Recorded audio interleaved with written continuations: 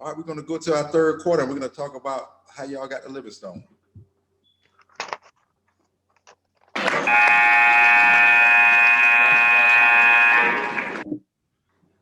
So third quarter, the question is, how did you get to Livingstone? Because what I found out about getting to Livingstone is people take a different route to get there. A lot of times they don't go 85, get off on Ennis or J, and then I'm at Livingstone. They either go 85, they might go toward 52 to Pfeiffer, come back 601 to Charlotte. Then they'll say, oh, there's Livingstone. Let me go there. And then they end up there. So how did you end up at Livingstone, Rob? It's kind of funny, you know, like I said, coming out of high school, you know, I was one of the top running backs coming out of high school at 145 pounds, 145, 150, little skinny little guy. And, you know, like I said, my senior year, about a month before graduation, my mom passed away. And, you know, I kind of found myself a little lost, you know. And, you know, I went to school and my head football coach at the time told me, he said, look, man, Lenore Ryan wants you to come up there and do a workout. I said, you know, all right. So I took a trip up to Lenore Ryan. And when I got there, you know, it was probably about 30 backs that was, you know, at the tryout that day or workouts that day. And, you know, I was the fastest running back there. The linebackers, they couldn't hold me, they couldn't check me. And, you know, the coach he pulled me to the side. He said, look, I want to go ahead and offer you a scholarship today. And so we just, you know, meet me in my office. So I go in, I sit down, and, you know, he do what he do on the computer. And next thing he know, he's like, well, I'm not going to be able to give you a scholarship. I'm like, he's like, your SAT score too low. I was like, devastated. I was devastated, you know. I just remember coming back down the highway, coming down 40. I had a little red Toyota pickup truck. I just remember boohooing all the way down that road because I really saw my whole career just pass me by. But, you know, at the same time, I didn't have that support piece to say, hey, coach, I mean, I'm giving to say Coach C, but Claude, hey man, you need to go ahead and go take the SAT again. It was too late, you know. The last SAT was already administered. You know, so I didn't really know what I was going to do. But by the grace of God, I was dating a young lady by the name of Robin Brown. She had a brother, Imada and Alan Brown. And the next day, I went over their house, and I was we were sitting, kind of talking and just chilling. The next thing you know, her brother, Imada, walks in. He said, man, my daddy just took me over to Livingstone. I just got in. They just accepted me. He said, man, you need to go over there and see and apply. I said, I said, you know, I ain't got nothing to lose, you know. And coming from a predominantly white high school, I didn't know nothing about black college football. You know what I'm saying? I didn't know Livingstone, even though about 15 minutes away from Livingstone, but from where I live, I didn't know nothing about Livingstone. So I said, okay. I got in my little truck, rode over there, you know, expectations low. So I go into the admissions office, I fill out the application, and, you know, whenever you're filling out those applications, it's always that little section to say, did you play high school sports? And, you know, I check football, I check track. And I'm sure Coach Jones had this set up that if anybody came in and filled out an application and they checked football, you send them down there to me. So the lady was like, so I turned my application in, and the lady was like, you play football? I was like, yes, ma'am. And she said, well, go down there to the gym and go talk to Coach Jones. Now, you know, I'm 145. I'm a little kid. I ain't got no parents with me, no nothing. I don't know this school. I don't know where the gym at. But Livingstone's so small, it was just right across the plots to the gym, you know. So I go down, I walk in, and, you know, Coach Jones, everybody know Coach Jones, big old heavyset guy. You know, he got his dip in his mouth, and, you know, might have a little dripping on his shirt, you know. So I walked in and told him, I said, the lady up at the admissions office told me I need to come down here and talk to you. He was like, son, he's like, can you play football? I was like, yes, sir. I said, I played football in high school and ran track. I said, I was pretty good. He said, okay, go up there and tell him I said you was good and we'll get you some track money. That's how I got into Livingstone. What? That's how my interest into Livingstone happened. God, Coach Jones was there, and his word was like gold. Yeah. I got a disclaimer real quick. Kids, don't try this at home. Don't go up there, put in football or track and go to the football coach and think you get some money that quick. Don't try it at home, Rob. That's a great story, man. Hey, that's how it went down, and that's how I got started. You know, that's how the door opened for me. And I'm gonna tell you something, Rob.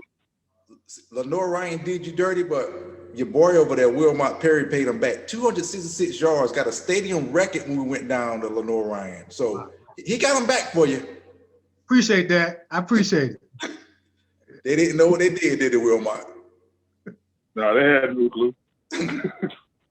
So Coach White, how did you get to Livingstone? My high school year, we had 7 guys go to Livingstone. I never heard of Livingstone. I'm like Clodfelter, and I live 3.5 hours, so I never heard of Livingstone. I went to Shawan College. Okay. Yeah. When I graduated, went to Shawan College, and Coach Garrison, he had a running back up there that they call him Famous Amos. And we went up there, he said, JoJo, he said, you're going to be with us 3 years. I said, Coach, what do you say? This is junior college then. He said, you're going to be with us 3 years. I said, Coach, no, I'm up here for 2. This is junior college. He said, you see that guy out there on the field? His name is Famous Amos. I said, you see this guy here? My name is JoJo White. And so what ended up happening, I left after that semester. And I contacted my sister. We was going to go into the service together. Mm-hmm. And right at the last minute, one of the teachers, my science teacher at South Brunswick, Mr. Aldridge, he's deceased now. He said, son, you want to go to Livingstone? I said, no, I'm getting ready to go to service, Mr. Aldridge. He said, well, let me just take you up to Livingstone. So he took a group of us up Livingstone in the van. And when I got at Livingstone, I said, you know what? I'll give Livingstone a try because it's a small school. You know, Shawan was small. And I ended up going up Livingstone, not on a scholarship. And loving football and wanting to be around football, I went to one of the practice. I said, you know what? That's me. I could run over those boys. And I was like Rob said, I wasn't no more than about 160 wet. You know, 5'10", about 160 pounds wet. And during the spring, before that, Coach Coley said, hey, boy. I said, yes, sir. What you doing out here? I said, I'm just looking. I said, I played football in high school, and I'm just looking. He said, you ain't big enough. You only weigh 160 pounds wet. I said, well, Coach, I want to try. He said, come on out during spring. I went out for the spring. Like Rob said, nobody could touch me. So I got invited back the next year to play, and they honored me a scholarship. Me too. Yeah. They honored me a scholarship. And since then, you know, that's JoJo White. Man, read it back. It's history. So that's history. One. You got there. We went somewhere else. You got there. Rob, yours kind of took a detour, but you got up there. Perry, what you got for me? I went to. I was supposed to go to A&T. Grades weren't good enough. SAT score wasn't that good, so I go to Barber Scotia College. Little did I know, they were using Barber Scotia as like a farm college. Don't tell anybody. Oh, they ain't open. They were saying 2 players that they could to Barber Scotia because they didn't have a football program, so they wouldn't lose their eligibility. Yes. It was 5 guys that went there with me. James Lowry, which you end up knowing. Yep. Tommy Gilmore, it was a guy that I came in with. He got hurt on the first day of practice. He was the reason why I went to Livingstone. Mm-hmm. I go with Tommy. He was supposed to be signing.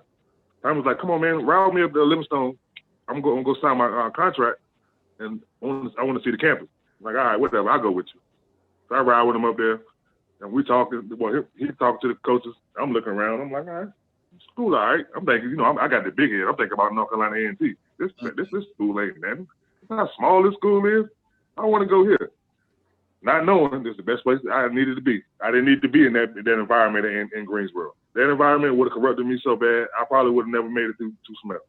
Mm-hmm. I had enough problems at Livingstone. But yeah, from Tommy talking to me, and then Coach Abrams came down. Well, it wasn't Coach Abrams. It was Coach Richardson. Yes. I never even talked to Coach Abrams. I talked to Coach Richardson. And he was like, well, I tried to recruit you when I was, at Washington, whatever like that. I was like, yeah, I wanted to stay close to home and stuff like that. I'm a country boy. I didn't want to go hours and hours away from home. Yeah. It was somewhere in North Carolina I could play football at. That's why I wanted to go. Mm-hmm. So because of Tommy Gilmore, that was the reason why I went to Livingstone. Man, so everybody got a Livingstone story. So I got to ask this question. When you saw the campus then, your first impression of it, what'd you think about it then? And what do you think about it now when you go back? And Wilmont, you go first. So your first impression of the campus, and then when you see it now, what you think about it?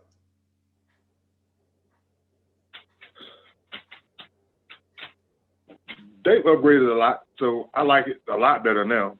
Mm-hmm. You know what I mean? It wasn't bad. It was just small. You know what I mean? Instead of having 5 and 6 dorms, you only got 1 or 2 dorms. You know what I mean? Stuff like that. All football players being in one, all the athletes, basically all the male athletes in one spot and dancing. You know how that goes. Yes. So I don't know how they now. They're probably all spread all over the place now. Yeah, and big shout out to my man Splash, who kept the zoo in check. Splash, I hope you're watching. Yeah. If what was Splash, there'd have been a whole lot of trouble going on at the dance. Oh, yeah. Splash kept a lot of people out of trouble. So Splash, you need a championship ring, brother. No, and Archie too. Yeah. Oh yeah, I forgot about Archie. Yeah. Security guard Archie kept us out of a lot of trouble too. Mm-hmm. Yeah. So Rob, what about you? When you first saw the campus, and then seeing it now? I think when I first saw the campus, I never saw it. I was just so excited that I got accepted. You know what I'm saying? That I was going somewhere. And so, I didn't really take note of the campus until probably, after my freshman year, Then but I knew it was small. Like I say, when you don't have a whole lot, anything like a Livingstone is a lot. That school was big. I never got a chance to see any other colleges. I didn't, when I went to Lenore Ryan, as far as I got was the football field. Yeah. You know what I'm saying? So I didn't have nothing to measure it by. Yeah. So, and the way I feel about it now, I love it more now than when I first got there, regardless of what the school looked like. It's the type of people that it turns out. That's right. And mostly, the people that I know that come through Livingstone are very good people. They're doing good things and got good careers. So I mean, that's just the way I just see it as like, it's that diamond in the rough. It is, yeah. And when I see what you make Livingstone, of. When I first saw it, I was like, oh, Livingstone. But now I'm like, when I see it, I'm like, oh, Livingstone, my Livingstone. Right. It's like you said, it's the people who I met there, Mm-hmm. championships, Wilmont, them bus rides, the Golden Corral, somebody taking the last piece of chicken, putting it in their pocket, receivers stealing gummy bears, all that stuff. Like the championship was great, but it's the journey to get there. And a lot of times people want to get there, but the journey, man, it's like, hey, Wilmont, I need a ride. Okay, let me get in the Wilmont mobile. And the Wilmont mobile is what was that, a Wilmont? A gray? Little gray Escort. Yeah, the Escort. Yeah. So things like that, man. Yeah. And you make lifetime friends. I mean, because it's so small, I mean, everybody know everybody. You make lifetime friends forever, Yeah. I got friends. I mean, these forever. guys, man, like you said, Rob, we stopped being teammates, I think, one of the first summer camps, and then we just brothers, man, after that. It's Right. just like whenever we need each other, we there. And Right. it wasn't, especially for those teams, it was nothing to see 20 people walking together, or a receiver and a defensive back, or a receiver and a D lineman hanging out. Everyone, it wasn't no cliques on that team, which Right. was one of the reasons why we were so successful. Right. And that's I hate to some say, little clicks. Yeah, it was some cliques. There was some little clicks on that team. But it wasn't bad. It wasn't bad like the teams, though. Yeah, you're right. It wasn't bad. I was gonna say, and that's what makes homecoming so special. Yes. That's what the relationship that you build and make while you there. That's what makes homecoming so special. No, that's a good segue. So tell me about homecoming at Livingstone College. What's it like? And tell me about it from a player first, because Coach Amos always told us homecoming ain't for y'all. All this stuff y'all, this ain't for y'all. You got a curfew. You might go to the steps, but you're leaving early, so you're not gonna know who won. You got to get taped at 10 o'clock. You eat breakfast and you're playing. They come to see y'all win. So all this other stuff, you need to worry about winning, and that's what he did for us. So how was it as a player? Who you want to go? Who you want to go? You go, Coach White, and I'll go to you, Rob. Okay. Like you said, the coach that I had, Coach Mel Rose, he stayed on campus checking curfew. And if you got caught out after curfew, he would wake the whole team up. We had to go to the football field and run gases. Oh. So, like you said, homecoming wasn't for us. Mm-hmm. Not the players. The afterwards, after the game, that was for us. Running the ball, anywhere from 25, 30, 35 times the ball game, I ain't want to see homecoming. Mm-hmm. After the ball game, I'm sore. I don't want to do nothing but go to bed. And then at Livingstone, it's 15 guys. It was 15 guys. One time I was there, 15 guys, every 2 girls. So it was more guys than girls. Where when you go to the other campus, you had 14, 15 girls to every guy. Yeah. So it was just another game. Yeah, you're right. I love the crowd. I love the crowd. That was the best time. I mean, that was the best time with the crowd playing, getting to perform in front of the big crowd. But other than that, it was just another game. Yeah, you're right. What about you, Wilmont? I've always had a ball at Livingstone for homecoming, man. Just getting a chance to see some of the old heads come back.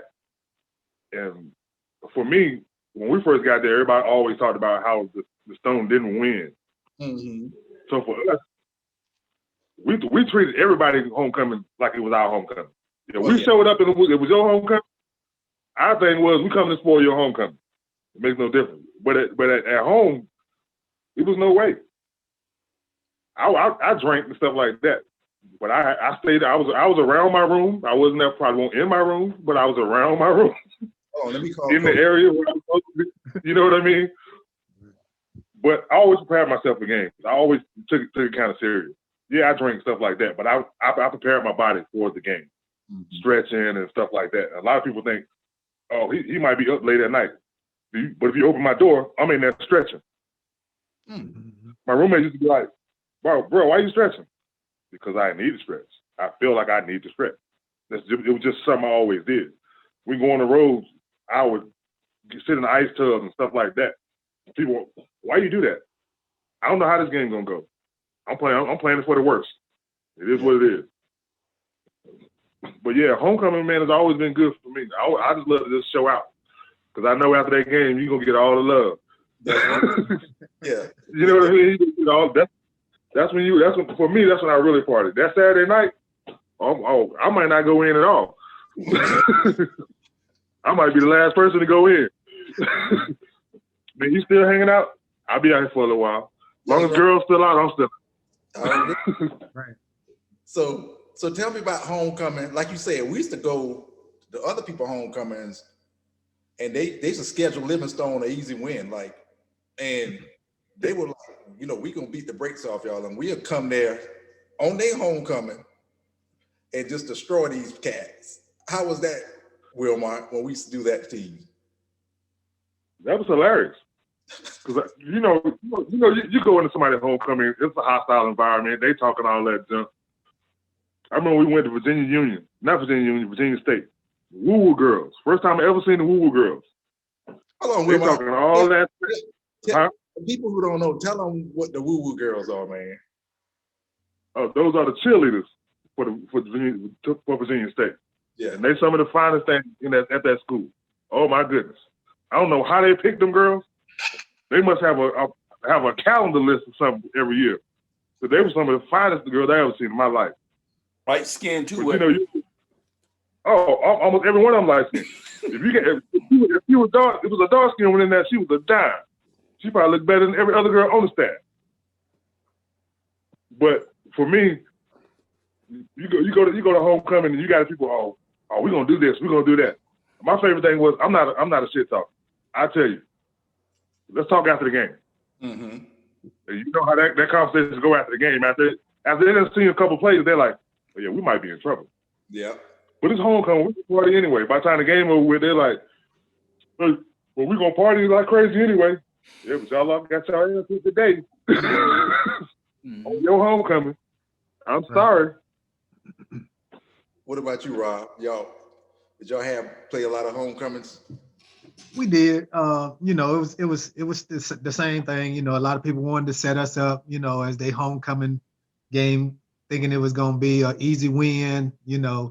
As my junior and senior year, we started beating a lot of those teams on their homecomings, and so they stopped scheduling it, us for homecoming. And so then Wilmont and them came behind, and they just kind of, took care of business for us. So I take those victories with Wilmont. Yeah. It's all good.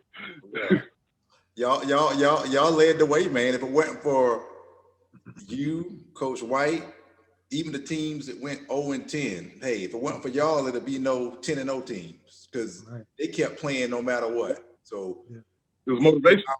Think about it. Mm-hmm. But it's motivation. As long as you know the history, it's motivation. That's right. You know what I mean? Because you got people, y'all gonna tank in the fourth quarter. And we look at them like, I don't know what team you play. You were looking at, but this team ain't gonna tank in the fourth quarter. Right. The same way we put it on you in the first quarter, same way we gonna put it on you in the fourth. Mm-hmm. But Virginia State, they did us the same way. I mean, we had it was funny because we beat them on their homecoming, and it was all because of, I think, Byron Corn, our cornerback. He tackled the receiver and got a flag on it, but he saved the touchdown. But what they did was they had us walk all the way up to the cafeteria to eat. They fed us up in the cafeteria. And so I know what you're talking about with them cheerleaders now. We saw all them cheerleaders, man. They had a whole party. We coming back down. They had a whole party, We coming back down through. They just knew they was gonna beat us. They just knew it. But they had the festivities going. Made us walk through all that. Yeah. That's how they do it. What about you, Coach White? Tell me about playing on other teams' homecoming. Like you said, most of the team, that was a sure win. But we upset some teams, Favorite State. We had Central one year. And several other teams we had, wishing they hadn't picked us. Yeah. And Bowie State and that group, that was just a waste, They always put us on because they thought old Livingstone wasn't worth it. Even Norfolk State up there when we played on the Old Dominion campus. Oh yeah. And I think my first run from scrimmage was like an 85-yard touchdown, and then they called that back. My second run, it even got to be a 90-yard touchdown. Couldn't call that back because they ain't have nothing, to call on. But those teams like that, because we had Norfolk State, Hampton, and that group in the CIAA at that point, and they always schedule us for homecoming. Yeah, that's right. No, that's good. So thanks about that. We're going to end our third quarter, go to the fourth quarter, and we're going to talk about the records, and talk about what you're doing right now.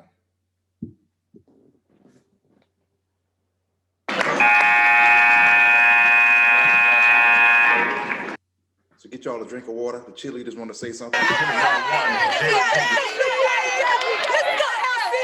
All right. Let's go, Blue Bears. Let's go, LC.